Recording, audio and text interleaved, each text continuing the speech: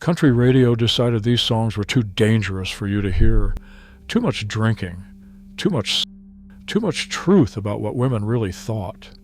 So they pulled them off the air, kept them off the charts, and told you they were doing it for your own good. It did not work. Every single one of these 12 songs became a classic anyway, and some of them are the most beloved country records ever made. These are the songs they tried to ban and lost. Subscribe before we start so you don't miss any of our look-backs.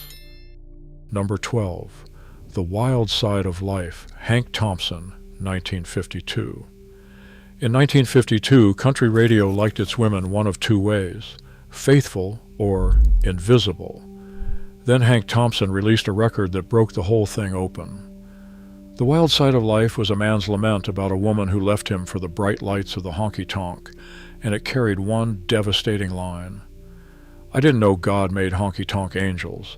The melody was old, borrowed from songs the Carter family had used before him, but the sentiment was pure poison to the gatekeepers. It painted a woman choosing the barroom over the home, and some stations wanted nothing to do with it.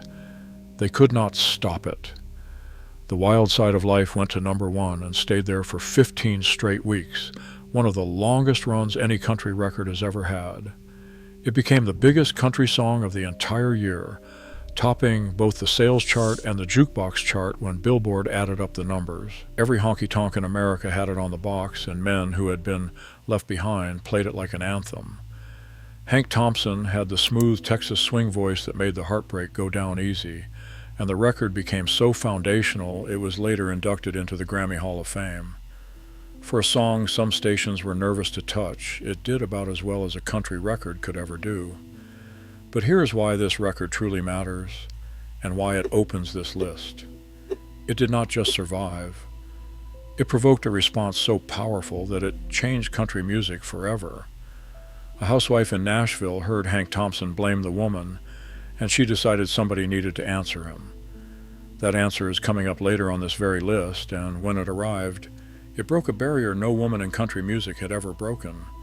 The Wild Side of Life lit the fuse. The explosion was still to come. Number 11, There Stands the Glass, Webb Pierce, 1953. Today, country music runs on alcohol. Half the songs on modern country radio are about a cold beer, a bar, a bottle to ease the pain. So it is almost impossible to believe that in 1953 a song about drinking was considered so dangerous it got pulled off the air. But that is exactly what happened to Webb Pierce in There Stands the Glass. The song is simple and devastating.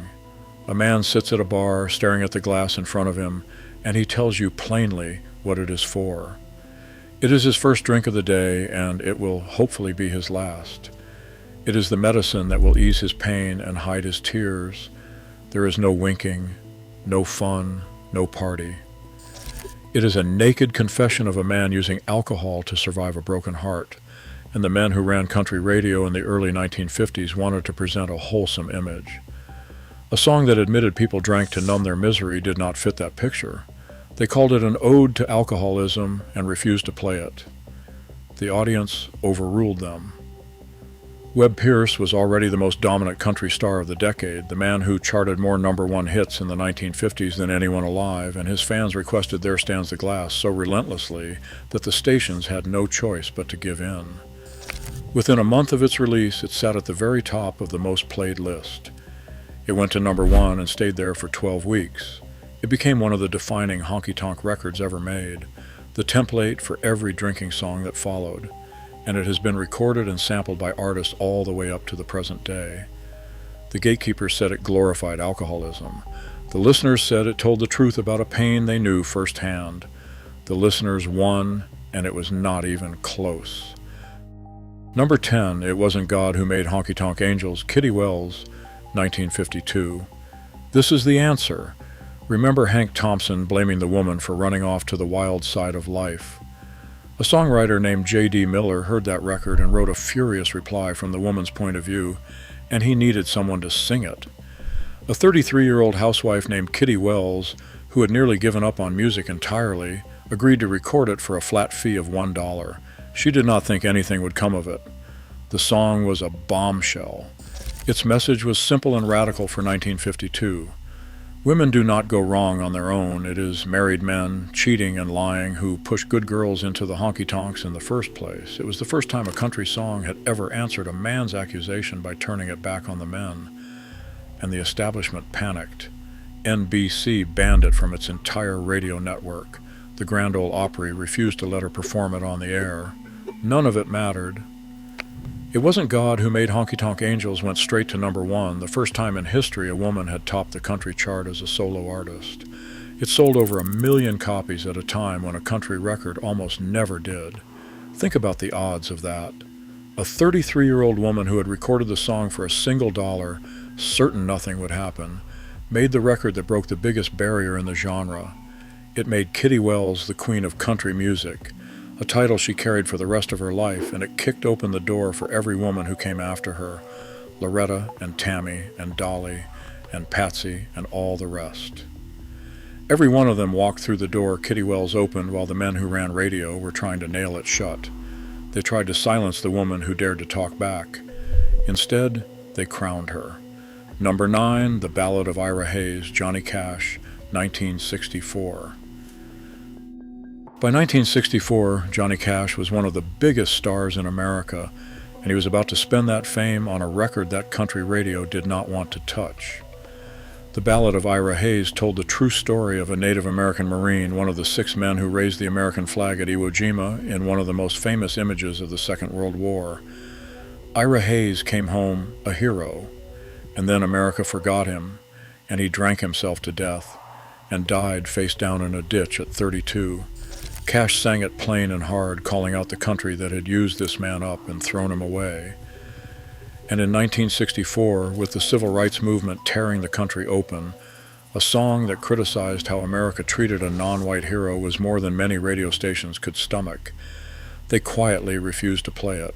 They told Cash it was too controversial, not country enough, too political. Johnny Cash did not stay quiet. He took out a full-page ad in Billboard magazine and unloaded on the entire industry. "Where are your guts?" he demanded of the disc jockeys and station managers. He shamed them in print for their cowardice, accusing them of being too gutless to play a true story just because it made people uncomfortable. It was a stunning thing for a major star to do, to publicly attack the very people who controlled whether his records got heard. And the song was not a one-off for Cash. It came from an entire album called Bitter Tears, a record devoted to the mistreatment of Native Americans, a cause Cash cared about deeply and claimed as part of his own heritage. The record climbed anyway, reaching the top 5 on the country chart on the strength of listeners who wanted to hear the truth Cash was telling. It stands today as one of the bravest records he ever made, a song that mattered precisely because they did not want you to hear it. Number 8, Ode to Billie Joe, Bobby Gentry, 1967. Some songs get banned for what they say. This one unsettled people for what it refused to say. In 1967, a Mississippi songwriter named Bobby Gentry released a strange, haunting record about a family eating dinner and mentioning, between passing the biscuits, that a young man named Billie Joe McAllister had jumped off the Tallahatchie Bridge. The song never tells you why he jumped. It never tells you what he and the narrator had thrown off that bridge sometime before. It just sits there, dark and unresolved, while the family talks about the crops. That refusal to explain, combined with the whiff of suicide and secret shame hanging over the whole thing, made some programmers deeply uneasy. It was too morbid, too ambiguous, too suggestive of things polite radio did not discuss. A few stations kept it at arm's length, unsure what to do with a country pop record about a suicide and a secret nobody would name. It became a phenomenon anyway. Ode to Billie Joe went to number 1 on the pop chart and knocked the Beatles out of the top spot, and her album pushed the Beatles off the album chart too. It was a staggering achievement for a debut single by an unknown songwriter from Chickasaw County, Mississippi. Bobby Gentry won a Grammy for it. People argued for years about what got thrown off that bridge, so much so that a whole movie was eventually made trying to answer the question, and she refused, to the end of her life, to tell them. Then, at the height of her fame with the world at her feet, Bobby Gentry walked away from public life entirely and vanished, giving no interviews for decades. The song about a secret was made by a woman who became one, and it endures precisely because it never gave anyone the answer. Number 7, Don't Come Home A-Drinkin', Loretta Lynn, 1966. Now we come to the woman country radio could not stop banning, no matter how hard it tried. Over the course of her career, Loretta Lynn had at least 4 different songs banned from the airwaves, more than any male artist in the history of the genre managed between them. And it started here, with the record that made her a star. Don't Come Home A-Drinkin' is a warning shot fired straight at a certain kind of husband.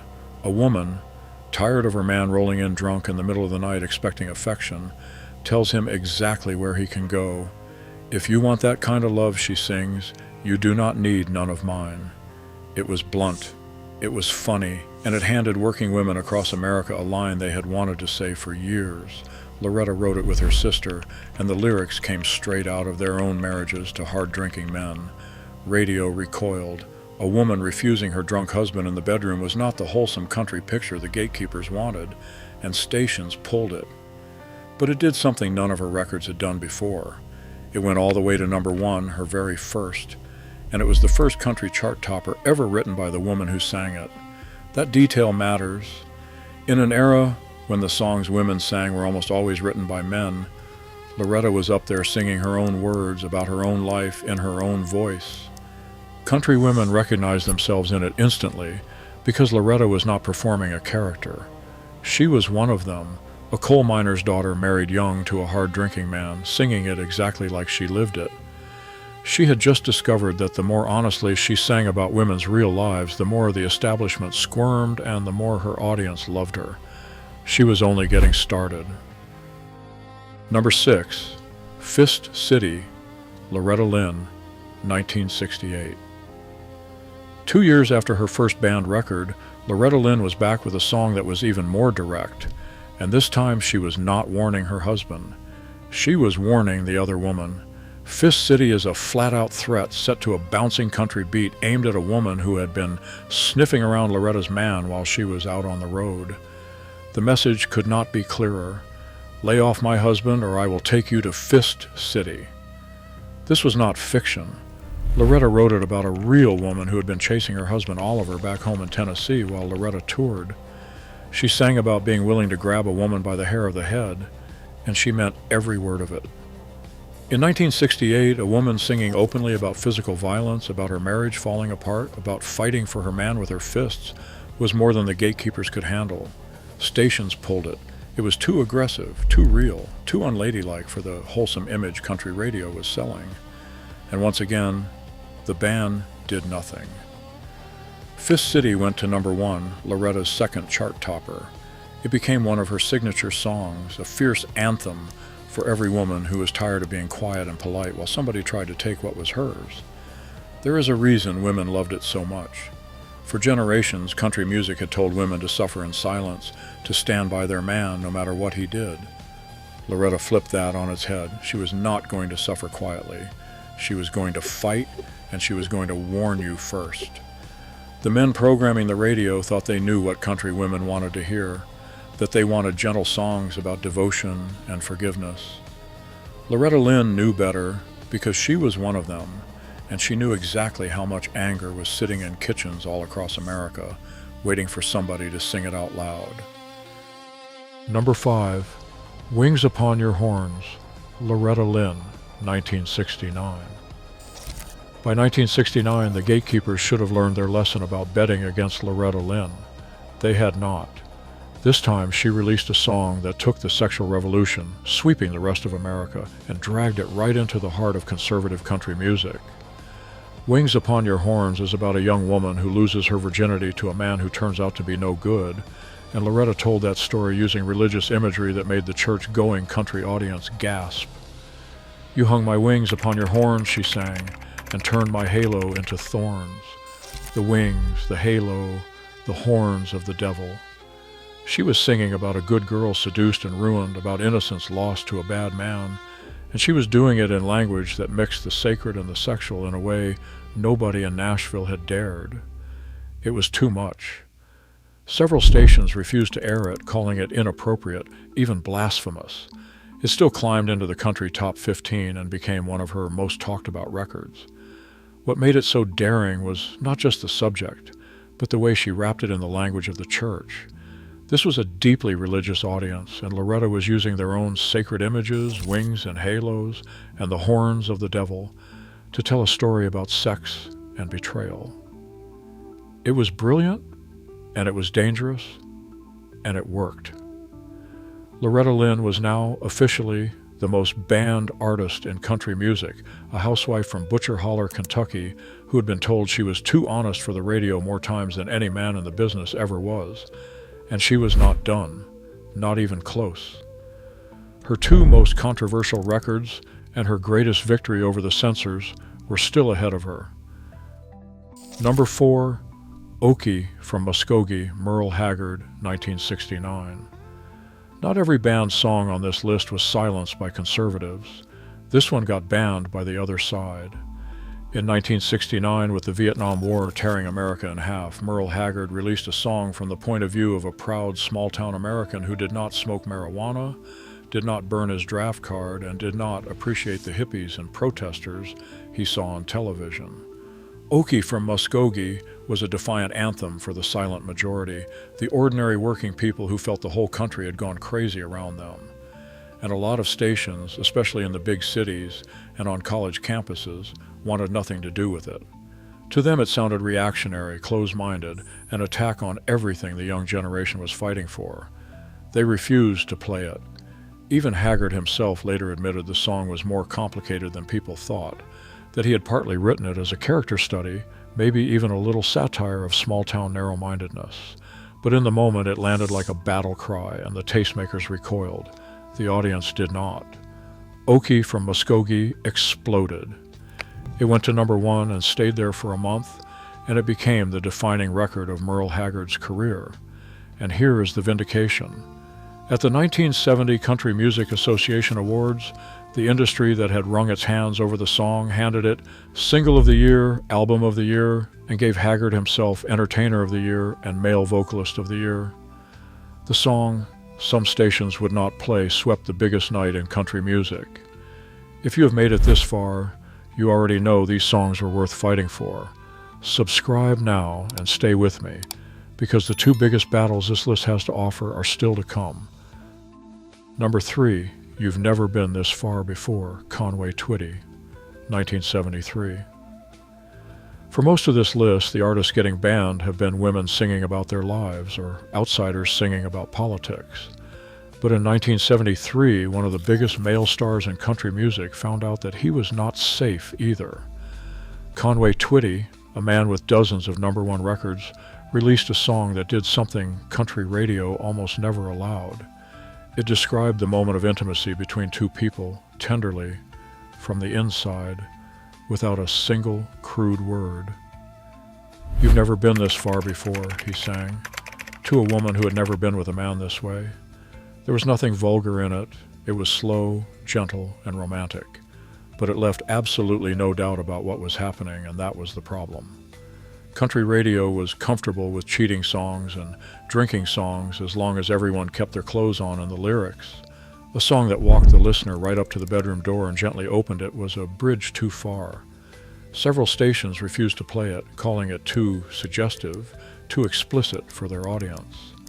The band could not touch it. You've Never Been This Far Before went straight to number 1 on the country chart in both the United States and Canada. It even crossed over onto the pop chart, giving Conway Twitty the biggest mainstream hit of his career, his only song ever to reach the pop top 40. Think about that irony. The record some stations refused to play became the one that carried Conway Twitty to the widest audience he ever reached. The stations that banned it for being too intimate simply handed a larger audience to the ones that played it. And Conway Twitty was no flash in the pan being provocative for attention. He would go on to score 40 number 1 country hits, more than any artist in the history of the genre, for 2 full decades.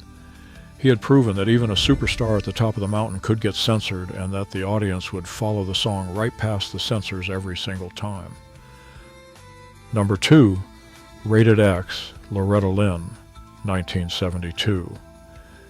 Here she is again, and this time Loretta Lynn was singing about something almost no one in country music would touch: divorce, and the way society treated a divorced woman like damaged goods. Rated X is a furious, clear-eyed protest against a double standard.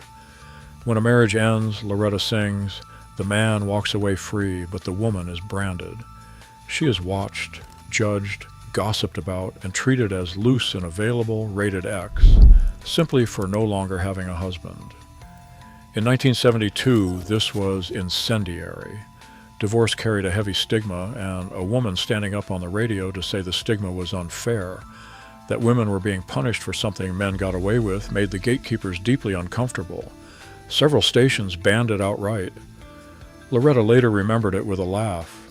"The disc jockeys banned it," she said, "because they thought it was going to be really bad. And then they listened to it and realized it was not as bad as they thought, and it became a big record for her." That is exactly what happened. Rated X went to #1, Loretta's 6th chart-topping single, and stayed on the charts for 14 weeks. A song about the unfair treatment of divorced women banned by nervous programmers became a hit, and a rallying cry for every woman who had been whispered about in a small town. And notice the pattern that keeps repeating on this list.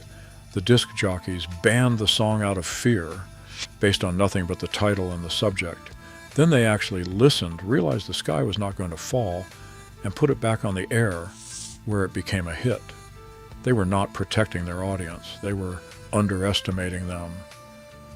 Loretta Lynn had now beaten the censors again and again and again. But her biggest fight, the one that would become the most famous banned song in the entire history of country music, was still one record away. #1, "The Pill," Loretta Lynn, 1975. This is the one. Of all the songs country radio ever tried to silence, none was banned more widely, fought harder, or won more completely than Loretta Lynn's "The Pill." In 1975, Loretta released a song celebrating exactly what the title says: birth control, the freedom it gave a woman to stop having baby after baby, to reclaim her own body and her own life. She had lived it. Loretta had 4 children before she was 20. She knew precisely what she was singing about. The lyrics were joyful and unmistakable. She sang about tearing down the brooder house, about trading her endless maternity dresses for miniskirts and hot pants, about finally getting to enjoy her life now that she had the pill. And country radio lost its mind. This was not innuendo. This was a woman openly, gleefully endorsing contraception on the public airwaves, 2 years after Roe versus Wade. In the most socially conservative corner of American music, dozens upon dozens of radio stations banned it. Some of them banned it before they had even finished listening to it. And it did not matter even a little. The audience wanted this song so badly that they drove it into the top 10 of the country chart by sheer demand. And here is the sweetest part of the whole story, in Loretta's own words. When it hit the charts, she said, they had to take it out of being banned and play it. Everybody had to play it when it was on the charts. Think about that. The stations that banned the pill were forced by their own listeners to put it back on the air and play the very song they had tried to bury. That is the perfect ending to this list, because it is what every one of these songs proved, one after another. The gatekeepers thought they decided what America was allowed to hear. They were wrong. Every single time, the people who actually loved this music reached past the censors, past the bands, past the men who thought they knew better, and pulled these songs back into the light. They did not just survive being banned, they won. And they are still here, still loved, still playing, long after everyone who tried to silence them was forgotten. If you enjoyed this video, subscribe, and watch the next video above.